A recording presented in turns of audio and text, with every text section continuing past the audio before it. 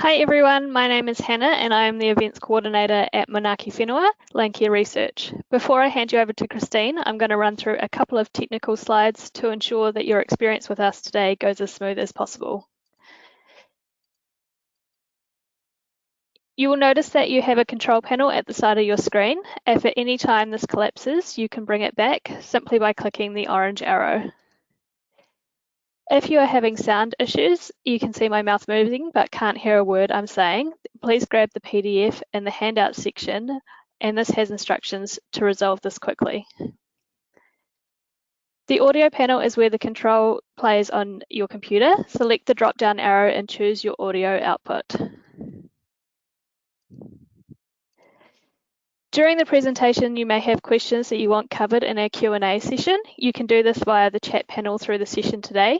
You will notice it is pretty small and it will be hard to read other attendees' questions. Select the pop-out icon, drag the panel out to make this as big as you want. You can also use this feature if you're having technical issues to ask me questions. Questions asked by the audience show as anonymous and in a green colour in the chat panel. If I respond to you regarding a question, this will show as red. Now over to Christine to introduce you to our wellbeing indicators session.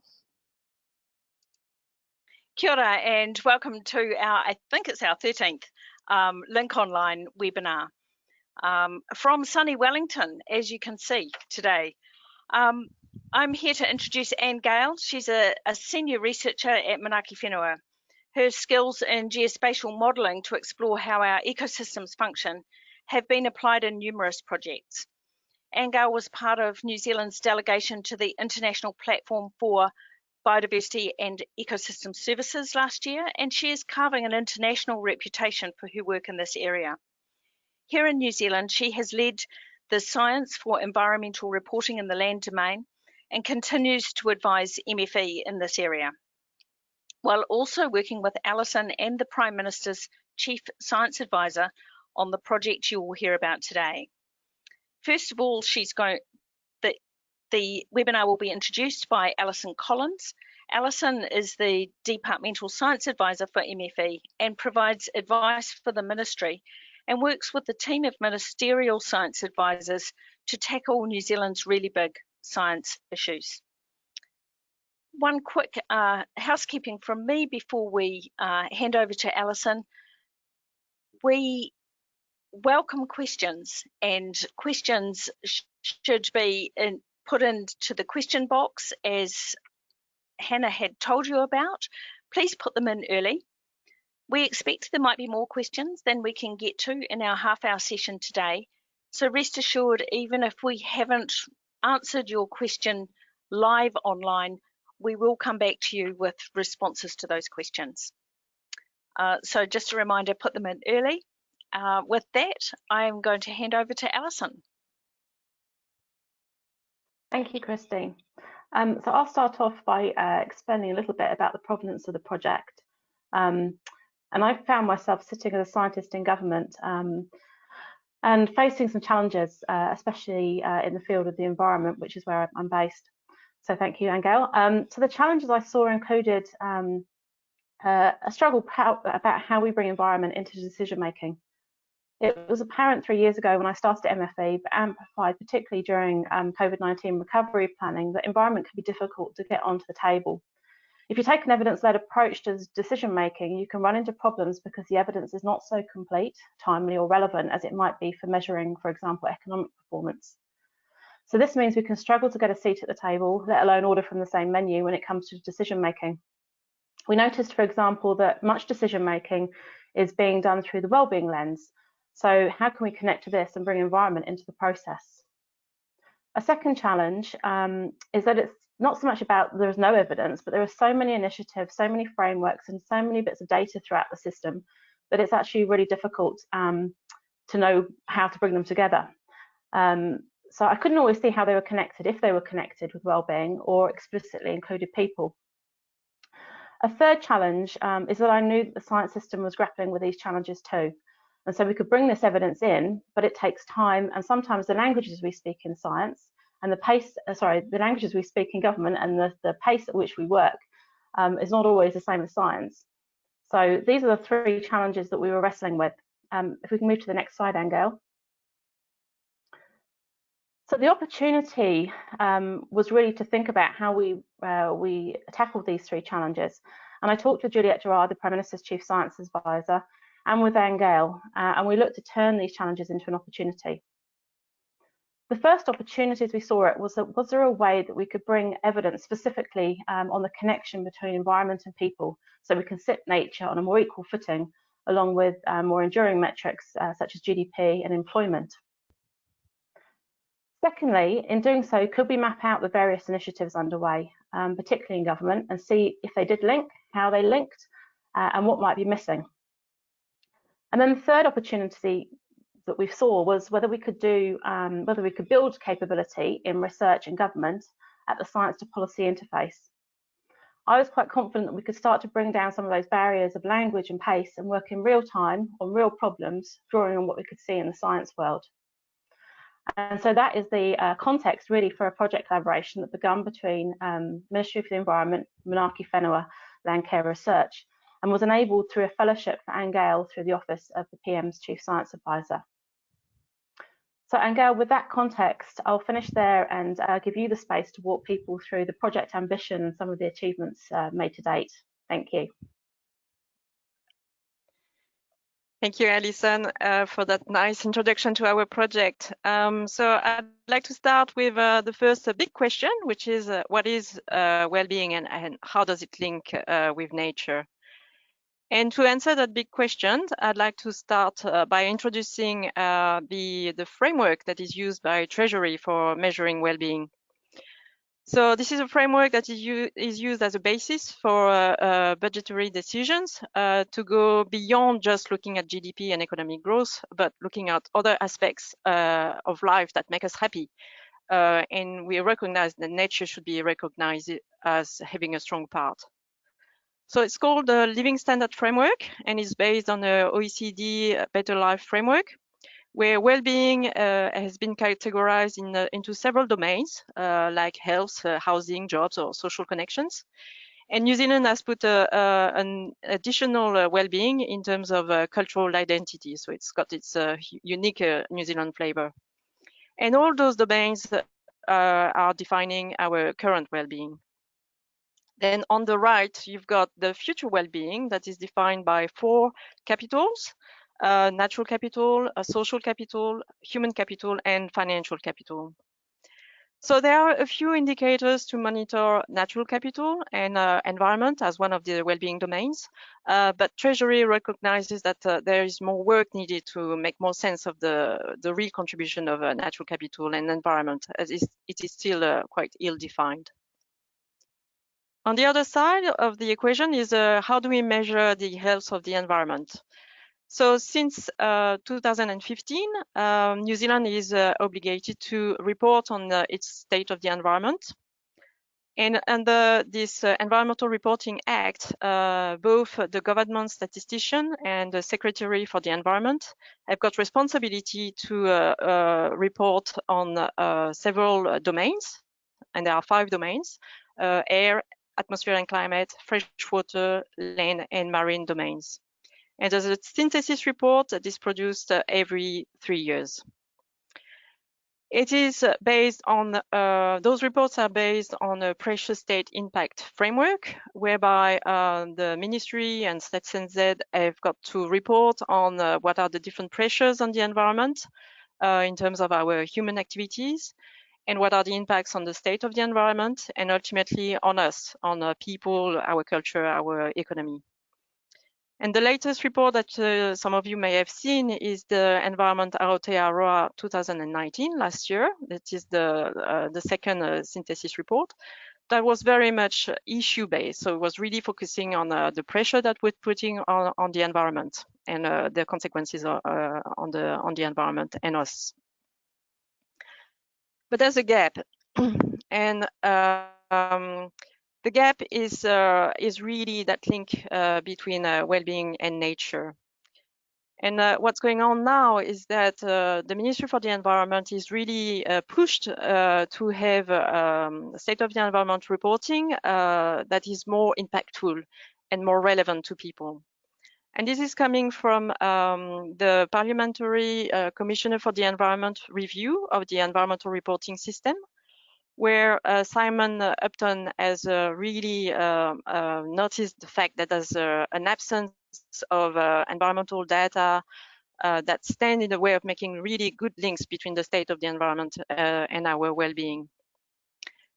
So what we need to do is really better understand those links between nature and people's well-being, also leverage on the current scientific knowledge, and that will enable us to develop an evidence-based approach to monitoring, reporting, and decision-making. So the first big question, of course, is how does nature contribute to our well-being? Well, we're not the only ones trying to tackle this really challenging question. There has been research and governmental initiatives internationally that have been going on for a while trying to answer this. And I'd like to mention the first really major milestone in this space. That's the Millennium Ecosystem Assessment back in 2005. That really helped popularize the concept of ecosystem services that are defined as the benefits that people receive from ecosystems. But more recently, the Intergovernmental Platform on Biodiversity and Ecosystem Services, IPBES, has been established back in 2012 at the request of governments to carry on the work that was started by the MEA. And they have introduced the term of nature's contribution to people, mainly to broaden the concept of ecosystem services, to embed more and different worldviews, and also to remove the criticism that nature could be seen as a service provider. So we are aware of that both these terms, ecosystem services and nature's contribution to people, may not resonate with all. And we would advise to use them as appropriate for different audiences and different purposes. In this webinar, I'll use either term interchangeably, just considering them synonymous. What's important, though, is the categorization of those ES or NCP. That is really important and really needed to measure value and communicate the findings in a transparent way.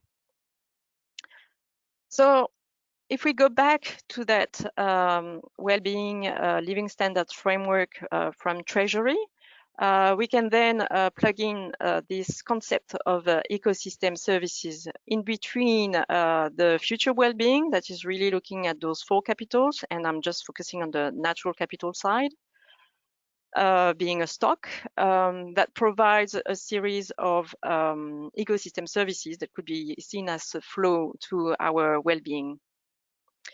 In this slide, you can see that I've recategorized the different well-beings into 5 main topics around freedom of choice, security, health, material, and social relationships.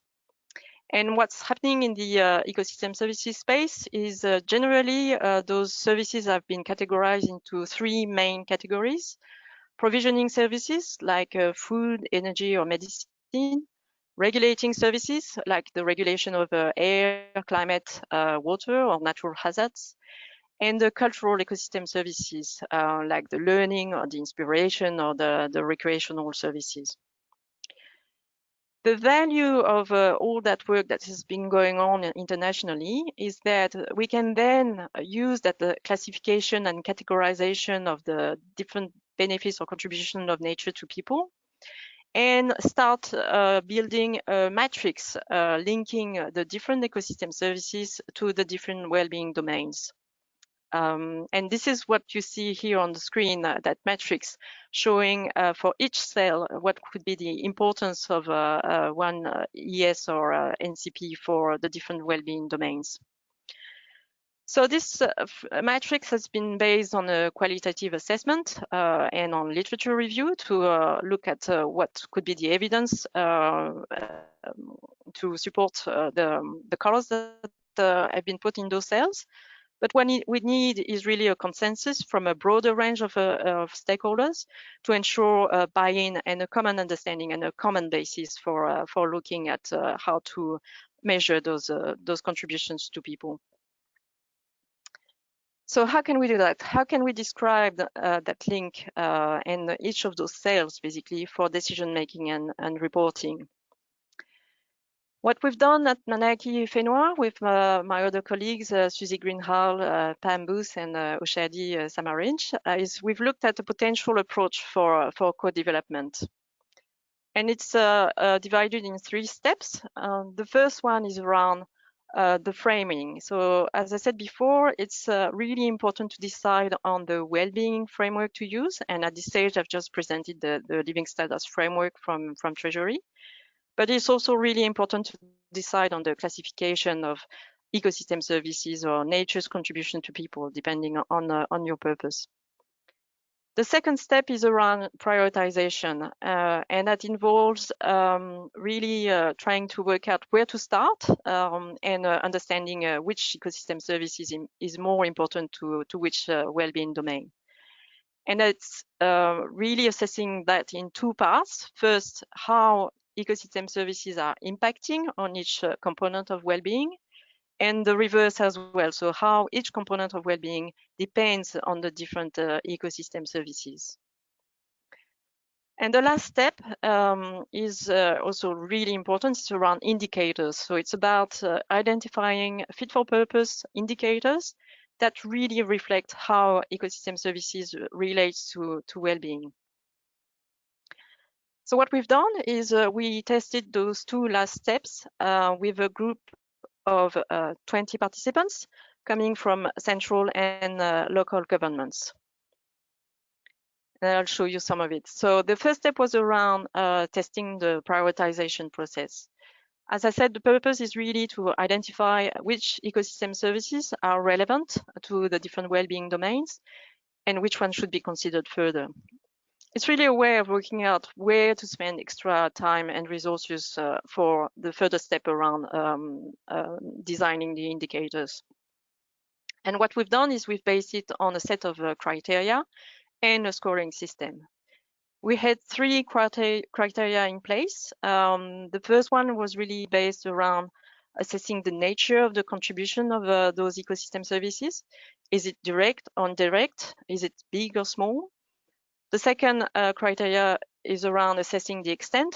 Does it cover all parts of the population or just certain parts of New Zealand? And the third part is looking at the substitutability. So how substitutable is the ecosystem services? Can we find technological alternatives or other options? So we tested it on a group of our 20 participants. And because we couldn't do everything, we tested the scoring for 2 well-being domains, health and subjective well-being, and 3 ecosystem services, each one representing a provisioning, a regulating, and a cultural aspect of ecosystem service. What we found is that most participants had a consistent scoring. They were all roughly in agreement in terms of their scoring. But what we also found was that the value was mainly in the discussion that happened during the day between people on what was important to them as well, or to different groups of communities. The second step we've been through was looking at an indicator framework for identifying those fit-for-purpose indicators. So I'm coming back to the pressure state impact framework that I briefly alluded to for the state of the environment reporting. And here I really want to focus on the impact side. And what we need is really measurable impact indicators that reflect how much a change in environmental condition affects people, social benefits, or value to society. So to look at those impact indicators, there are various ways of doing it, but essentially there are 2 main blocks of indicators that we can look at to look at that causal link between nature and people. The first aspect or block of indicators that is needed is around the supply side. These are really measures or indicators that should reflect both the capacity of an ecosystem to provide a service, but also aspects around the accessibility. For instance, an ecosystem could provide a lot of recreational opportunities that may be inaccessible. And then the second part is the benefit side. So that relates more to social, economic, or even personal values. And that really directly reflects the impact of ecosystem services on human welfare and the demand of society for it. So that also needs to include that notion of substitutability, whereby a service may not be demanded anymore by society if they have found a non-natural alternative, like for instance, flood protection schemes. So what we've done during our workshop is we tested that causal link, asking guiding questions along the way to have the best descriptive indicator. And I'll just show you an example here for that link between the supply of drinking water and the health as one of the well-being domain. In this example, the first thing we need to look at is from the nature or the environment side, who's the provider of the service or how is it generated? And it becomes really very clear that there are many important elements of nature that need to be considered, vegetation, soil, climate, and of course, fresh water for drinking water. And now what we can do is, now that we've got those guides, we can ask the questions around from the benefit side. How does society benefit from the provision of drinking water? Well, by asking that question, it becomes evident that there could be some indicators around the avoided waterborne diseases or the avoided cost of treatment. And from the supply side, we can also have a similar set of questions around which indicator best describe the level of provision of drinking water accessible to people. And it gets easier in my mind to think about simple indicators like the number of sites that are at drinking water levels that are drinking water standard level, sorry. So this was a process and a research space, but we were also trying to connect this science to policy, and we've started doing that with MFE. By using and categorizing those benefits to people and using that classification, or one classification, and one way of categorizing the different indicators that are needed from the supply and benefit side, it becomes easy to do a gap analysis. Here you've got a table showing the different environmental reporting indicators from MFE and showing where they've got already some information, some level of information in the green cells for some of the ecosystem services. But you can see that there's still a lot of work to do to fill that table completely. There has been also real advantage to work directly with Alison and MFE, as we were able to provide and have a direct application of this project through discussion with the ministry.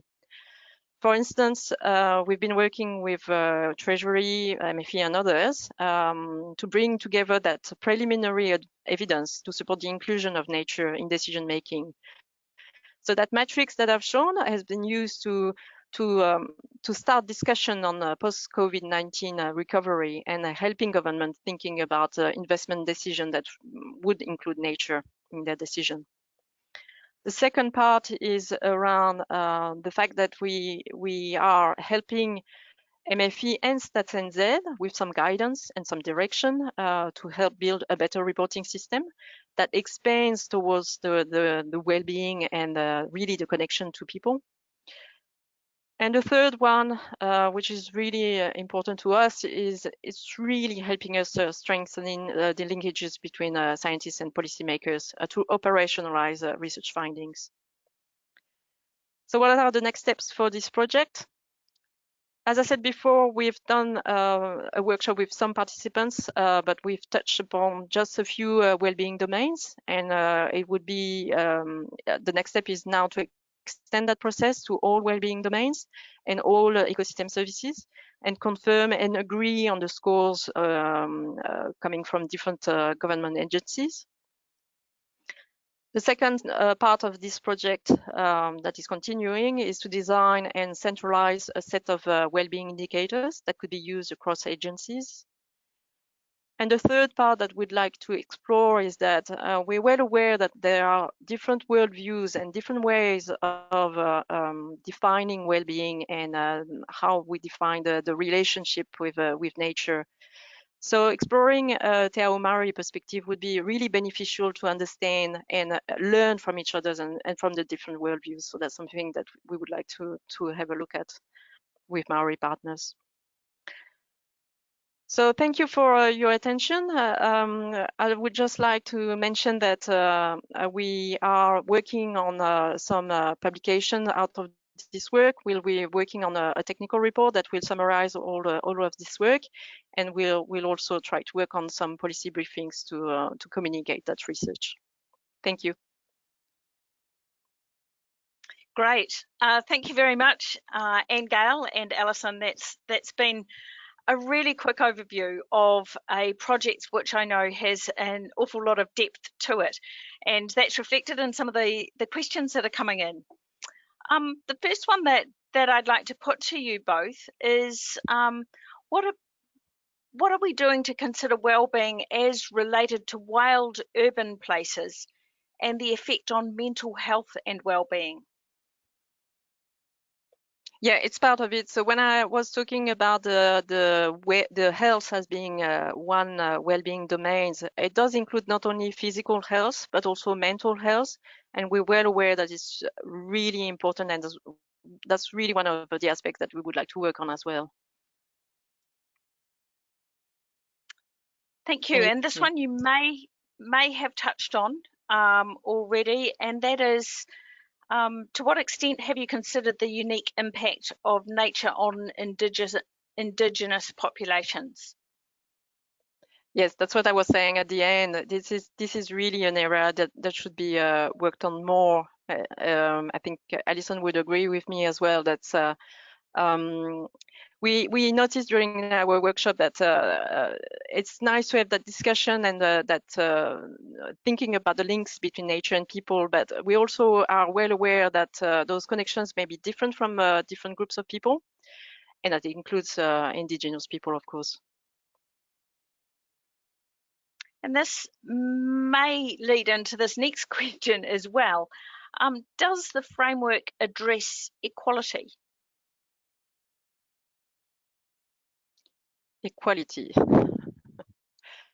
So the example that we were given is that perhaps we don't all have equal access to some of the ecosystem services or benefits that nature provides us. So some of us might live close to the beach and some have to travel a long way to get to the beach, but maybe can't afford that. Yes.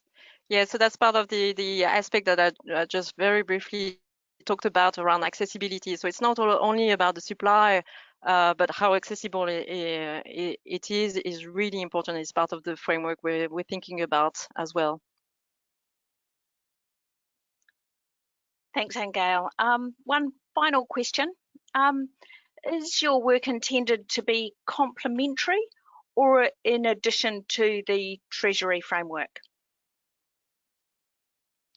No, it's really intended to work with Treasury rather than adding yet another framework. We're not about new frameworks. It's really helping them thinking about the different indicators that they've got in the Living Standard framework, that they're well aware that they just have a few indicators on the natural capital, but it's trying really to help them getting more information. It's something that we were very keen to do, was to work quite closely with others that held different parts of the puzzle. So very early on, we were engaging with Treasury, both as part of the workshop, but as ongoing discussions around how we can ensure that this work is complementary. Thank you. Look, we're just on time, and I think we'll wrap it up here. I've just got a final comment rather than, oh, it is sort of a question from one of our audience. And Rosemary is saying, how did people's well-being ever get separated from the environment? This is madness, all this energy trying to put them back together again. I felt that was a really appropriate sentiment for us to close the webinar on. I'd like to thank everyone for their questions. We will respond in full to all the detailed questions that have come through. And we will be back with another webinar on remote sensing.